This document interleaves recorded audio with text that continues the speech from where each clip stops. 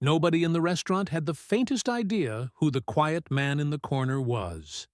To them, he was just another late-night customer, one more face under the tired yellow lights, wrapped in a plain jacket that had seen years of use. He sat alone, a half-empty mug of coffee in front of him, steam long gone. Outside, the neon sign buzzed, its red glow painting the glass with the word "Diner" in flickering strokes. Inside, the air was thick with the smell of fried onions and black coffee. The background hum of voices and silverware carrying a kind of comfort only small-town places seemed to hold. He didn't look like someone who wanted attention.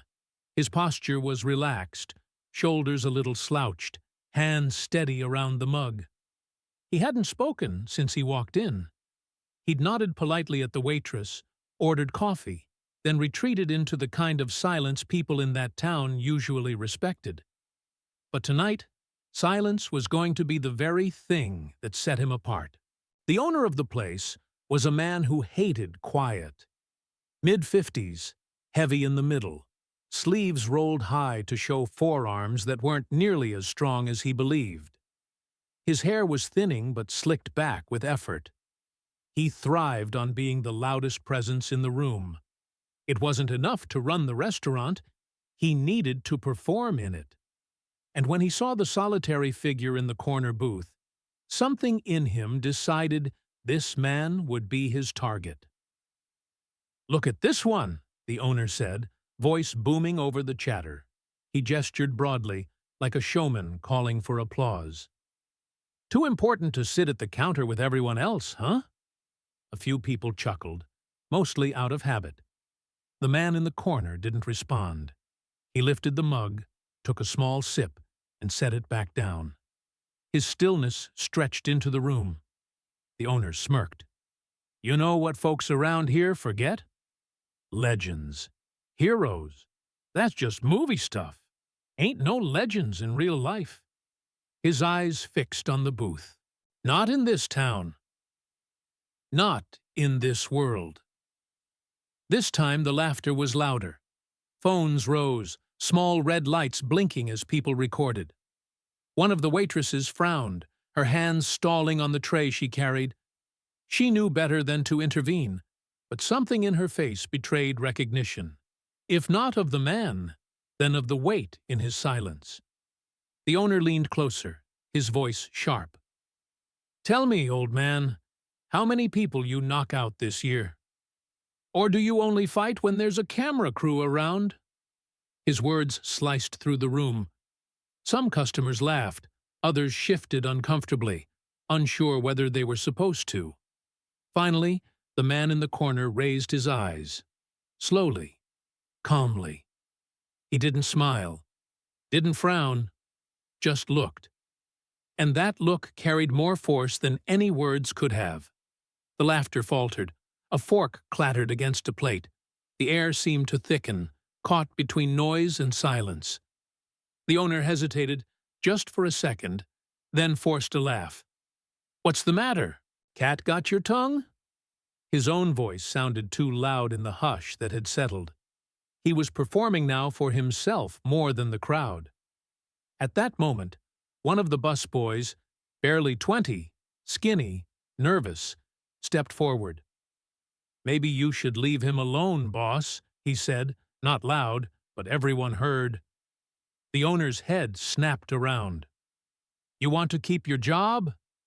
Then shut your mouth." His bark echoed through the restaurant. The boy shrank back, face burning.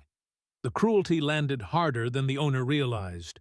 Even those who had been laughing earlier now stared at their plates. And still, the man in the corner said nothing. His silence filled the room more powerfully than the owner's shouting. Some customers shifted uncomfortably in their seats. A few whispered to each other. One voice, low but clear, reached a nearby table. "Do you know who that is?" The words passed from ear to ear, growing softer but sharper with each repetition. The owner didn't hear. He was still grinning, pleased with himself, thinking he'd won the room. See? Legends only exist in movies. In real life, they're just tired old men drinking coffee in corners. His laugh rang hollow, bouncing off the walls with no one to catch it. The man in the corner placed his mug down gently, eyes steady on the owner. The silence that followed was suffocating. No one dared speak. Even the neon buzz outside seemed louder, like the world itself was holding its breath. Then came another sound, distant at first, so faint it could have been mistaken for thunder. A low, steady vibration, rolling closer, heads tilted toward the windows. The owner was too busy with his performance to notice. But the man in the corner did. His eyes flicked toward the glass, calm but knowing. The sound grew. Engines. Dozens of them. The rumble thickened into a growl that made the windows shiver and the neon light flicker. The laughter stopped entirely now. Every head in the diner turned as the vibration became undeniable. Out in the parking lot, headlights swung across the gravel. Motorcycles, one after another, pulling into the lot. Leather vests caught the light. Chrome gleamed. The name on their backs was unmistakable, even from inside. Hell's Angels. The man in the corner exhaled once, slow and certain, like a man acknowledging an old rhythm returning. The door handle rattled. The room froze. And then the door began to open. Just wondering, where are you watching from? Write it down, Bello. The door cracked open and then stalled, held halfway, as though the night itself were waiting for permission to step inside. The engines outside kept idling, their rumbles sliding under the floorboards and into every table leg, glasses faintly trembling in their racks. The sound was a low, steady presence, more felt in the chest than heard in the ear. Every diner in the room tilted their heads toward the window. The owner noticed the shift immediately, and it stung him.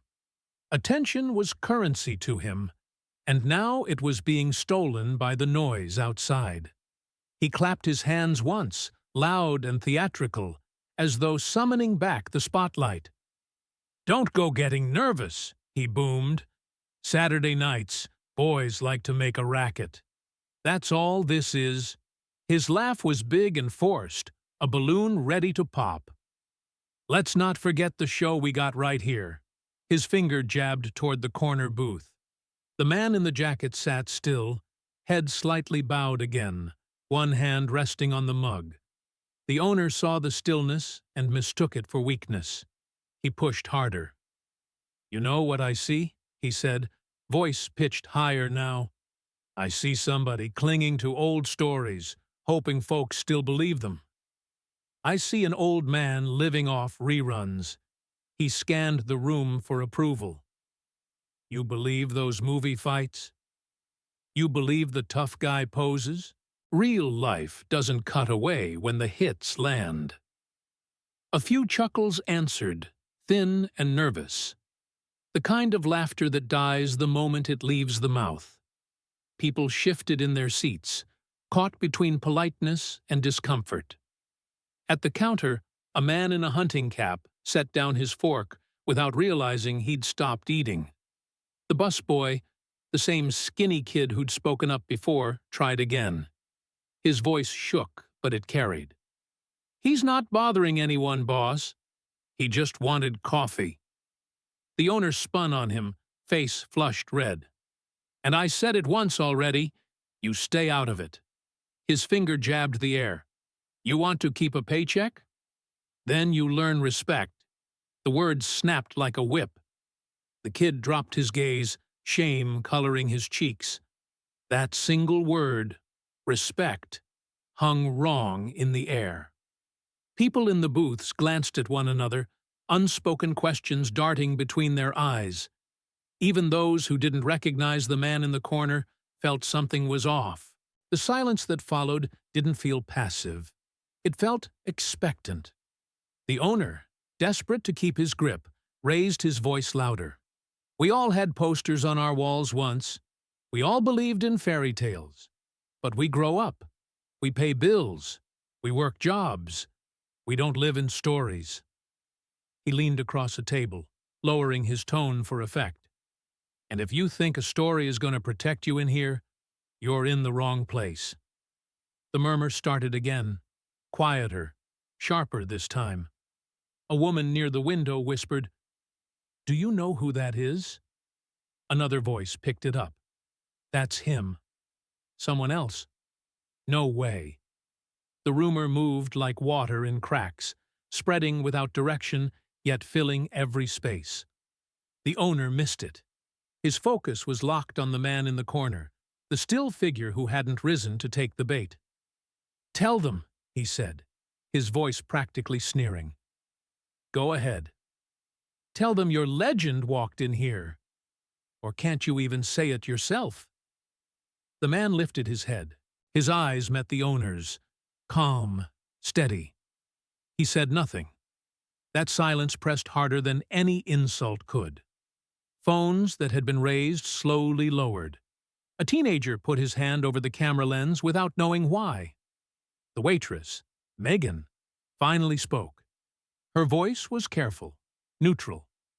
"He paid already," she said. The words landed like a defense. The owner turned on her too. "For coffee," he spat. "The cheapest thing on the menu."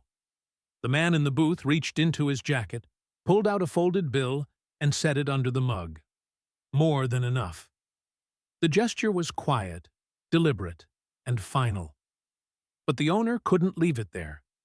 He stepped closer, the performance clinging to him like sweat. "This isn't about money," he snapped. "It's about not hiding behind a name. It's about being real. Right here. Right now." The kid busboy muttered, almost pleading, "Boss, please." The owner rounded on him again. "Enough." Last warning, he turned back to the booth, pointing toward the door. "Out! You hear me? You're done here." The room shifted. Not physically, no one stood, but shoulders tightened, breaths caught. A glass slipped from someone's fingers, clinking against the tabletop without breaking. The atmosphere felt stretched, as if one wrong word might split it in two. The man in the corner didn't rise. He didn't argue. He looked past the owner, through the window. Outside, the figures had dismounted. Leather vests glowed in the neon wash. Chrome caught every reflection. Boots ground against gravel. These weren't boys looking for a meal. They moved with the order of people who already knew where they were going. The owner noticed the glances drifting to the glass again. His voice rose in panic. "Don't look at them. Look at me." He stepped closer to the booth, his hand hovering inches above the man's shoulder. "I said, out." The door swung inward before his palm touched down. The air rushed in with the smell of fuel and night. Boots hit tile. A leather vest filled the doorway, patches clear under the fluorescent lights. The biker's gaze swept the room, not searching for trouble but locating what he expected. Every conversation collapsed. Forks froze. Breaths locked. The owner's hand still hovered above the shoulder it hadn't touched. And in that suspended moment, the silence so taut it seemed to hum, the man in the booth finally opened his mouth. The first biker stepped inside without hurry, shoulders wide, boots leaving flecks of gravel across the floor tiles. His vest carried the patch that needed no explanation. Hell's Angels. Even those who had only seen it on television knew enough to fall silent. The door hung open behind him, framing the glow of headlights and the silhouettes of more men waiting in the lot. Engines idled outside, steady as a heartbeat. The owner froze. His hand, still hovering inches above the man in the booth, trembled just enough for people to notice. His grin faltered, then snapped back on, brittle as glass. "We don't serve gangs here," he barked, trying to seize the room again. Plenty of other joints down the road." No one laughed this time. The biker ignored him. His gaze swept the room once, casual, then locked onto the man in the corner. Recognition lit his face. His mouth opened slightly. Then he muttered toward the doorway. "He's here." Two more bikers entered. The neon sign outside caught their tattoos, their chains, the worn leather of men used to living by their own rules. They didn't stomp in like aggressors. They moved like men arriving exactly where they were supposed to be. A ripple of whispers cut through the restaurant. "It's them!" "No way!" A girl near the counter grabbed her friend's arm. The busboy stepped back until he bumped the counter, his throat dry. The owner forced a chuckle. "Cute reunion," he said too loudly. "But this is my place." And I said, "Out." He jabbed a finger at the booth. "You too, cowboy. Curtains down." The biker nearest the booth grinned, slow, humorless. He finally turned toward the owner. "You don't even know who you're talking to, do you?" His tone was calm, almost kind, but it carried the weight of warning. The owner scoffed, his sweat betraying him. "Some washed-up movie cowboy?" "Yeah, I know the type." That was when the murmur sharpened into clarity. One voice, emboldened by the safety of numbers, said it aloud. "That's Chuck Norris." The name spread like fire. Heads snapped toward the booth. Some people gasped, others shook their heads but couldn't look away. A man at the counter whispered a curse. Megan, the waitress, pressed a hand to her mouth. The busboy whispered again, almost reverent. "It's him." The owner laughed too hard. "Chuck Norris? Don't make me laugh. That's just a meme, an internet joke, not some old man hiding in a diner." But even as he said it, his voice cracked. Nobody bought it anymore. Everyone could see it now, not in fame or in posters, but in the way the bikers looked at him. Respect, real and unguarded, radiated from them. Something they wouldn't show lightly, and never to a fraud. The man in the booth hadn't moved through any of it. His silence was the loudest thing in the room. Even the bikers, men who lived in noise, seemed to adjust themselves to it. The owner grew desperate. He jabbed his finger again. "Fine. If you're supposed to be him, then say it. Prove it." The diner held its breath. Forks froze. Phones lowered. The engines outside clicked off, one by one, until the silence left behind was thick enough to feel in the chest. The last biker stepped in and shut the door firmly behind him. The air inside sealed tight. The man in the booth finally moved. He pushed the mug gently aside, straightened in his seat, and then rose. He did it slowly, deliberately, each motion exact, as though gravity had different rules for him. The shift was small but absolute. The entire room leaned with it. For the first time all night, he spoke. His voice wasn't loud, but it carried, clear enough that everyone heard. "Be careful what you call a story." The door swung open fully this time, and the night came in with it. Cold air carrying exhaust fumes, the metallic tang of oil, and the low thunder of motorcycles still idling outside. The sound wasn't just noise anymore. It was presence, a physical vibration that made glasses on the counter tremble. Every head turned toward the entrance, and what they saw froze the room in place. A man stepped through first, broad-shouldered, leather vest stitched with the unmistakable patch. Hell's Angels. Even people who had never been closer to the club than a TV documentary recognized it instantly. The fluorescent lights made the patch glow stark and red, the kind of symbol that carried its own gravity. His boots dropped flecks of gravel onto the linoleum, and the scrape of them against the floor seemed too loud in the hush. He didn't storm in, didn't snarl. He just entered like a man who belonged wherever he decided to stand. Behind him, more shadows shifted. Two others followed, helmets dangling from their hands, tattoos glinting in the neon. They didn't speak. They didn't have to. The owner froze mid-gesture, his hand still hovering above the quiet man's shoulder. His grin tried to hold, but it was cracking, corners twitching, jaw clenching. He forced out a laugh that landed flat. "Evening, gentlemen," he said, voice pitched higher than he intended. "Full house tonight. You'll want to try the roadhouse up the highway." No one moved. The first biker's eyes swept the room once, pausing only briefly on the faces staring back. Then his gaze landed on the corner booth. For a moment, his expression softened with recognition. He tipped his head just slightly, and his words came out low but clear. "He's here." The air in the diner shifted. A mother by the window pressed her hand against her child's arm. The busboy, still holding a fork he'd stooped to pick up, forgot to stand. Someone near the counter muttered a curse under their breath. The whisper spread fast. "They know him." The owner misread it all. He smacked the back of a chair and barked, "House rules! No loitering, no filming, and no gang meetings. This is a family place."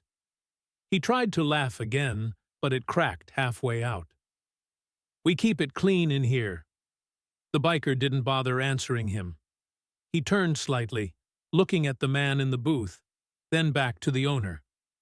"You don't know who you're talking to," he said evenly. His voice wasn't raised, but it carried like stone rolling down a hill. He looked back to the booth.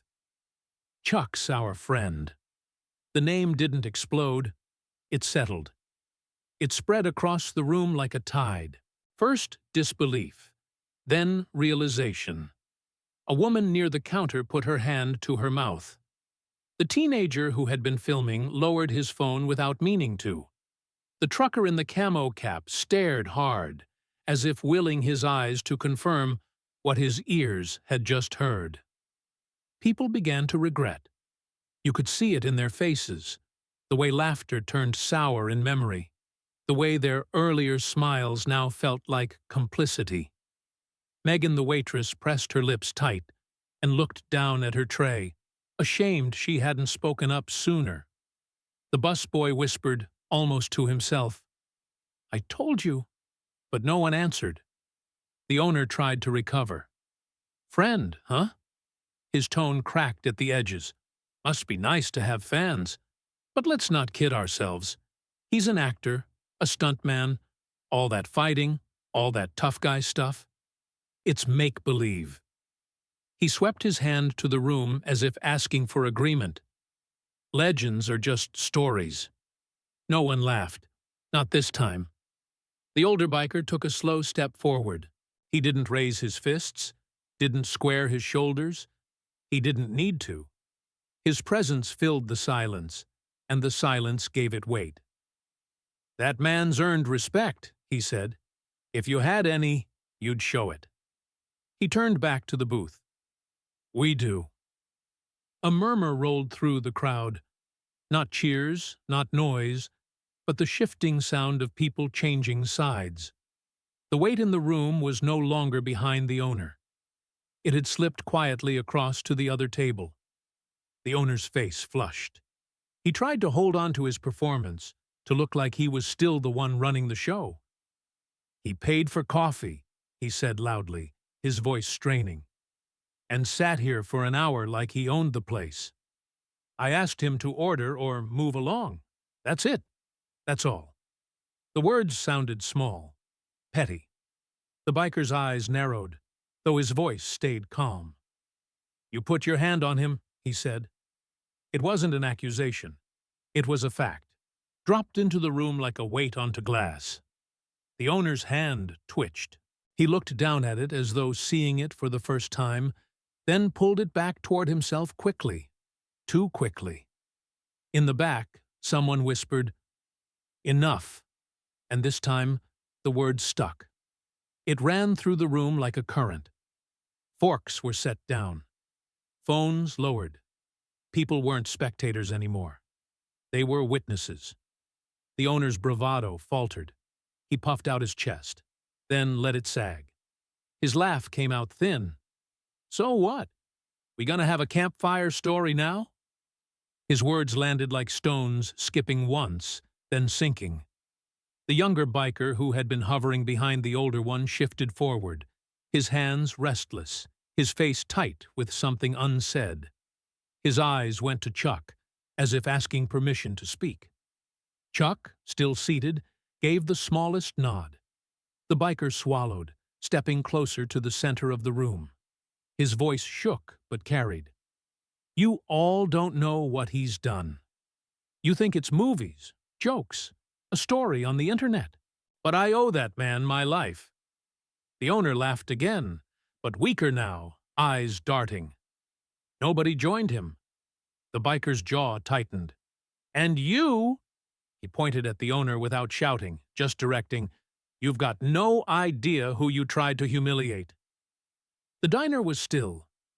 The crowd leaned in. The owner, for the first time that night, had no comeback waiting. His mask of bravado was cracking, his eyes betraying what his voice could no longer hide. Fear. The younger biker took another breath. Let me tell you what happened. And just like that, the room tipped forward, caught in the pull of a story that promised to change everything. The younger biker's voice carried without force. You keep calling him an actor, he said, eyes pinned on the owner, but have you ever seen him fight for real? The words landed heavier than a shout would have. They weren't meant as a threat. They were an indictment. The owner chuckled, but it sounded hollow, sharp at the edges. Yeah, I've seen the tapes. Stage fighting, slow motion, cutaways. He swings, they fall. Smoke and mirrors. Movie magic. He shrugged, but the gesture was stiff, nervous. I know a fake when I see one. The older biker shifted his weight, nodding once to the younger man as if giving permission. The younger one drew a breath, shoulders tight, then loosened them. 5 years ago, he began, speaking to the room, though his eyes drifted toward the booth. We were out on the road near Bakersfield. Hot night. Too many miles. Everyone wired from cheap coffee and worse food. One of the locals in a jacked-up truck clipped one of our guys and tried to run for it. We boxed him in.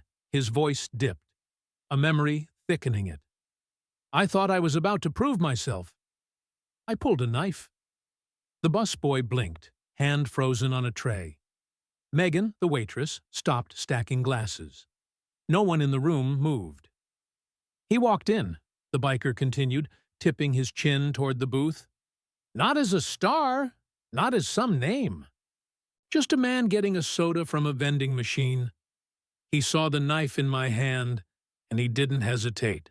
Didn't yell, didn't punch. He stepped between me and a mistake I wouldn't be able to take back.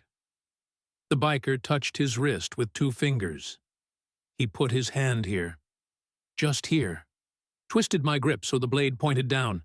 Said 2 words. Breathe. Stop. Not a command. A choice. And I put it down.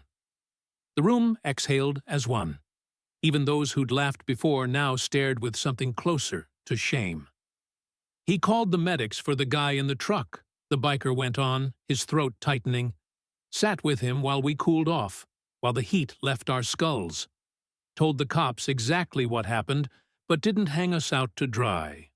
Then he made me apologize to the man I'd just tried to hurt. He half smiled at the memory, raw but proud. I wanted to spit. I wanted to vanish. But I said it. And I meant it. The owner snorted, trying to claw back the stage. Sweet little redemption story, he said, but his tone had no traction. Doesn't change what he is. An actor. A stuntman. He gestured at the booth. My God, you're all buying into a bedtime tale. The younger biker ignored him.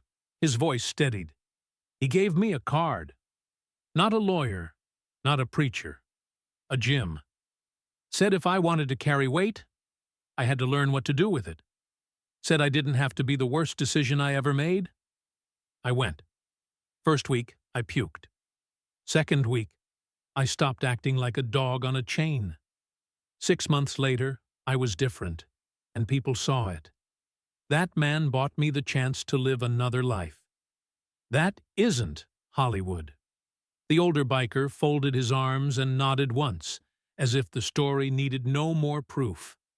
The crowd shifted, shoulders lowering, eyes softening. Regret curdled into respect. Chuck still hadn't spoken. He hadn't smiled, hadn't basked in the praise. He listened the way he had all night, present, grounded, like every word was being weighed. That silence was heavier than the owner's every outburst. The owner tried again, voice fraying. He's still just an actor. A face on a poster. You all worship a meme. He threw the last word like an insult, but it boomeranged back as a plea. The younger biker repeated his question, softer this time. Have you ever seen him fight for real? The echo didn't sound like a challenge now. It sounded like pity. Then the booth shifted. Chuck pushed his mug gently aside and rose. Not quickly, not dramatically. Just steady, controlled, exact. Gravity seemed to cooperate with him. His frame wasn't imposing, but the air bent differently around him once he stood. Conversations didn't just stop. They surrendered. He didn't ball his fists. He didn't widen his stance. He looked at the owner the way a craftsman looks at a crooked wall, calm and calculating. The years were visible in his face, lines from sun and sweat, but nothing fragile lived there. The owner tried to hold his gaze, but his eyes skittered away, then snapped back. His chest lifted as though he wanted to shout, but no sound came. He lifted his hand like he meant to gesture, but had no gesture to give. Chuck took a single step forward. Just one. The distance between them collapsed into honesty. The owner's throat bobbed. I was just, he began, but the words dried in his mouth. Chuck's voice came, quiet but firm. Enough. It wasn't a scold, not a threat. It was a line drawn clean across the night.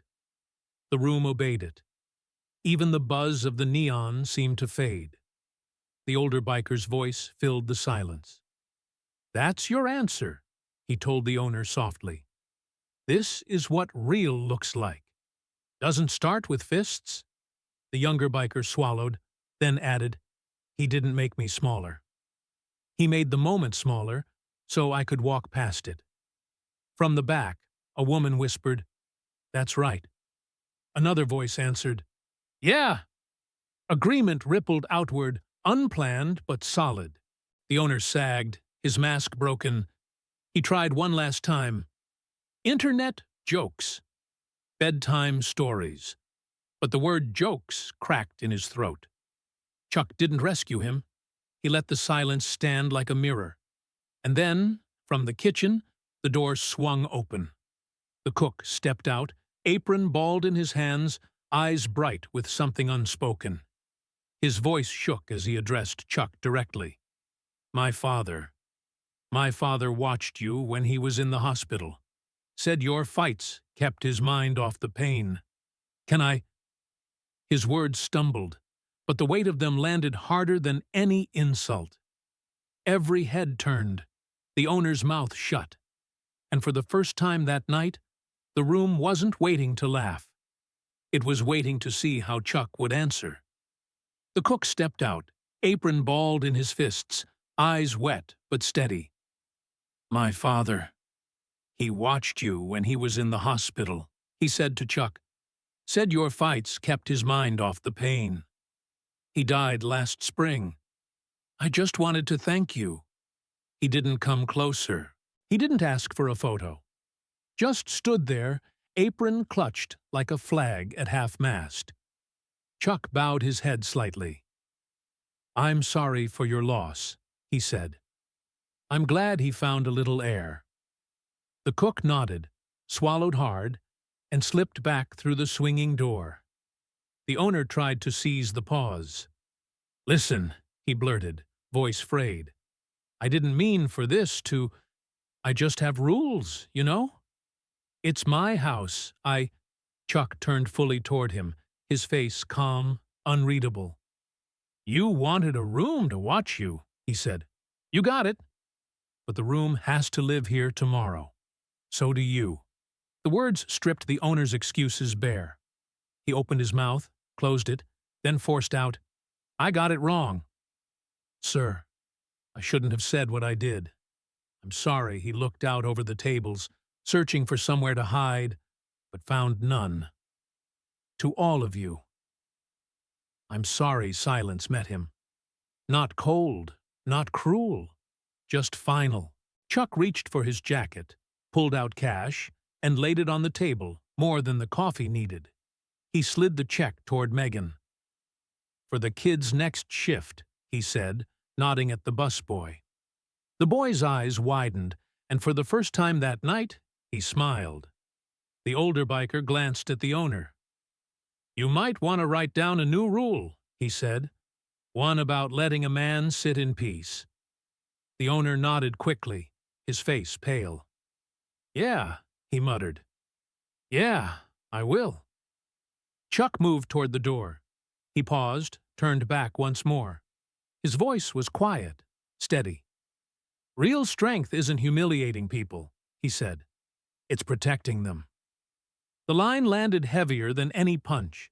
No one clapped. They didn't need to. The bikers filed out behind him, their boots steady, leather creaking softly. The engines outside lit up one by one, not in a roar, but in a patient rhythm, until their tail lights disappeared into the dark. Inside, the diner breathed again. Plates shifted. Forks clinked. Megan stacked cups with steady hands. The cook returned, apron tied back on, meeting the owner's eyes just long enough for a quiet nod. The busboy leaned against the counter, still smiling at the folded bill tucked in his pocket. The owner straightened the crooked open sign, then lowered his hand, staring at the empty booth. A circle of coffee stained the laminate where the mug had sat, dark against the pale surface. And the people who had laughed earlier now sat in silence, phones buzzing with half-written posts. They knew no picture or caption would capture what they had just seen. Because it wasn't about fame, or bikers, or even a legend's name. It was about the sentence left behind. Real strength isn't the noise of victory. It's the quiet left in the room after someone has been protected.